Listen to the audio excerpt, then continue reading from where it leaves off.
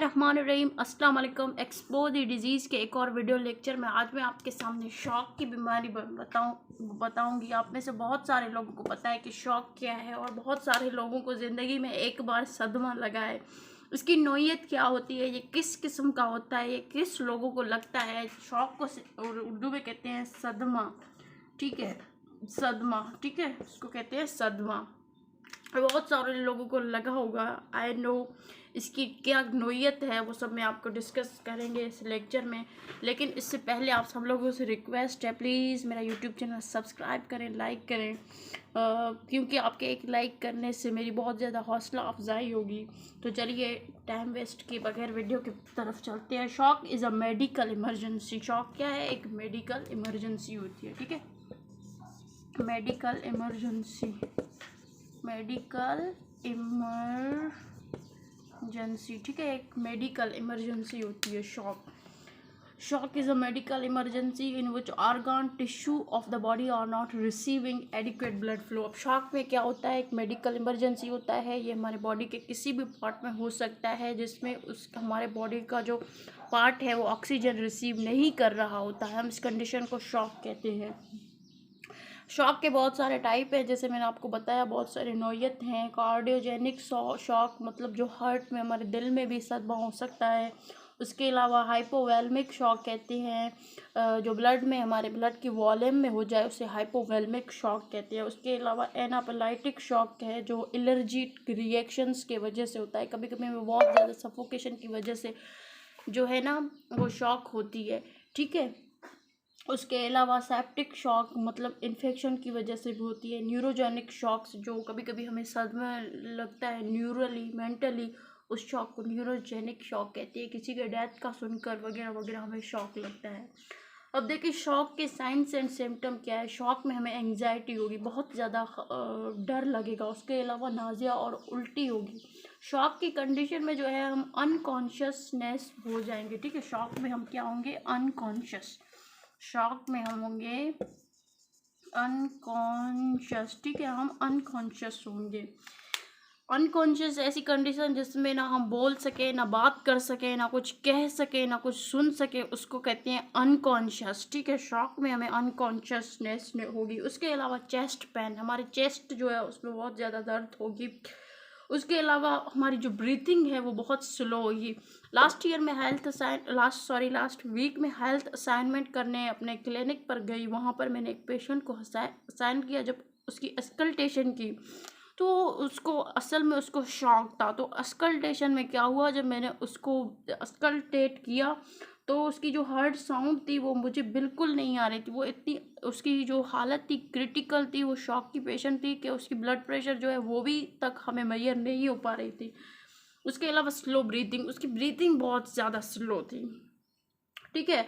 अब इसके काजेज क्या, शॉक हमें क्यों होता है? हार्ट फेल्यूलर, हमारा दिल फेल होता है, उसकी वजह से भी, हेमोरेज की वजह से, कभी कभी डिहाइड्रेशन की वजह से भी हमें शॉक हो सकता है। इन्फेक्शन की वजह से हो सकता है। एलर्जिक रिएक्शन, यानी बहुत ज़्यादा हमें एलर्जी वाले रिएक्शन हो। उसके अलावा कन्फ्यूज़न, कभी कभी हमें इधर की बातें सुनते हैं, उधर की बातें, ये बातें, वो बातें, इसकी बात, उसकी बात, बहुत सारी बातें जो है हमारे माइंड में आकर टक्कोलियन करते हैं, जिसकी वजह से हमें कुछ समझ नहीं आ रहा कि क्या हो रहा है, क्या होने वाला है।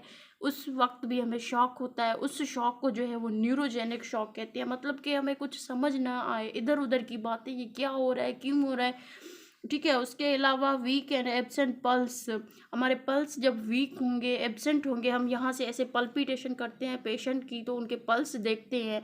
अब नॉर्मली हमारे पल्स चलते हैं तो उनकी एब्सेंस की वजह से भी हमें शॉक होता है। अच्छा, कोल्ड, उसके अलावा ठंड की वजह से भी हमें शॉक हो सकता है। अभी विंटर है तो बहुत सारे लोगों को विंटर में शॉक्स होते हैं। उसके अलावा vaso construction, clammy skin वेसो construction. अच्छा, मैं आपको वेसो डायल्यूजन और वेसो कंस्ट्रक्शन ये क्या है, इसके कॉन्सेप्ट पे एक अलग वीडियो लेक्चर बनाकर दूंगी। उसमें मैं आपको बताऊंगी कि कब हमारी वेसो कंस्ट्रक्शन होती है, कब हमें वेसो डायल्यूजन होती है, वेसो कंस्ट्रक्शन क्या है, ये क्यों होता है, मैकेनिज्म जो है, सब कुछ हम नेक्स्ट वीडियो लेक्चर में डिस्कस करेंगे। उसके अलावा हाइपोथेरेमिया, हाइपोथेरेमिया कहते हैं, थेरेमिया कहते हैं कि due to decrease perfusion sweating, बहुत ज़्यादा हमें जो है स्वीटिंग जो है आएगी। उसके अलावा thrust and dry mouth, sorry hypothermia, I don't know, मैं इसको कंफर्म करके आपको बताऊंगी, बाकी थ्रस्ट में होगी, ठीक है। हमें बार बार प्यास लगेगा और हमारा जो माउथ है वो ड्राई है। अब हम मेडिसिन वार्ड में कल गए थे, मैंने वहाँ पर बहुत सारे पेशेंट देखे जो शॉक के थे, उनका जो माउथ है वो बहुत ज़्यादा थ्रस्ट ड्राई था, उनको बार बार प्यास आ रही थी। तो अब देखो इसको हाई फिजियोलॉजी क्या है, हमारे इनएडुकेट ब्लड, हमारे ब्लड की जो टिश्यू है उनको जो है ब्लड नहीं मिल पाती, जिसकी वजह से वो वहाँ पर ब्लॉकेज करते हैं। उसके अलावा वहाँ पर हमें शॉक हो सकता है। अब देखिए हम शॉक को अवॉइड कैसे कर सकते हैं। सबसे पहले हमें कोल्ड फ्रेश इन्वायरमेंट में रिस्पायरेशन करना चाहिए। अगर शॉक किसी को लगे तो उसी टाइम हमें उसे सीपीआर करना चाहिए, ठीक है। सीपीआर कैसे होता है ये भी हम किसी लेक्चर में डिस्कस करेंगे। If a person is conscious and does not have an injury to head, leg, spine, place in shock position, तो हम क्या करेंगे, उसके स्पाइन प्लेस शॉक पोजीशन में करेंगे। Give appropriate first aid for any wound, injury and illness, हम उसको first aid देंगे अगर कोई इंजरी है उस शॉक्ड पेशेंट को। कीप द पर्सन वार्म, हम पेशेंट जो है उसको वार्म गर्म रखेंगे, कंफर्टेबल रखेंगे, उसको एक कंफर्टेबल जोन में रखेंगे। लॉज एंड टाइट क्लच, अगर उसको बहुत ज़्यादा कपड़े पहनने होंगे टाइटली, उनको आजकल ट्रेंड है ना, हमारे बहुत सारे लोग जो है वो टाइट कपड़े पहनते हैं, तो हम क्या करेंगे, उसके जो टाइट कपड़े हैं उनको लॉस करेंगे, हम उसके कपड़ों को क्या करेंगे, टाइट कपड़ों को लॉस करेंगे। If a patient having vomiting, turn on head to one side, अच्छा किसी पेशेंट को शॉक में वोमिट हो रहा है, हम उसका हेड जो है वो वन साइड करेंगे। उसके अलावा हम उसको मैनेज करेंगे, ऑक्सीजन थेरेपी देंगे, आईवी इन्फ्यूजन करेंगे ताकि हाइपोवोलेमिया ना हो, डेक्स्ट्रिन प्लाज्मा ना हो। उसके अलावा वैसो कंट्रैक्शन करेंगे, ब्लड प्रेशर जो है उसको, बीपी को जो है वो मेंटेन करने की कोशिश करेंगे। ब्लड प्रेशर जो है उसको 80/120 होता है नॉर्मल, इसको हम मेंटेन करेंगे। अच्छा अगर आपसे कभी कोई पूछे तो नॉर्मल ब्लड प्रेशर क्या है, 80/120, डायस्टोलिक, इसे डायस्टोलिक कहते हैं और इसे सिस्टोलिक ब्लड प्रेशर कहते हैं, ठीक है। ये 120 बाय, हम शॉक में इसको मेंटेन करने की कोशिश करेंगे। अच्छा उसके अलावा vasoconstriction agent for maintaining blood pressure, हम वेसो कंस्ट्रक्टर एजेंट्स देंगे। वेसो कंस्ट्रक्शन में क्या ऐसे एजेंट्स होते हैं, ड्रग्स वगैरह होते हैं, दवाइयाँ जो एपिनेफ्राइन और एपिनेफ्राइन देंगे, ठीक है। शॉक और कोमा दो डिफरेंट डिजीज़ हैं, हमने आज शॉक डिस्कस किया। नेक्स्ट लेक्चर में इंशाल्लाह ताला हम जो है वो कोमा डिस्कस करेंगे।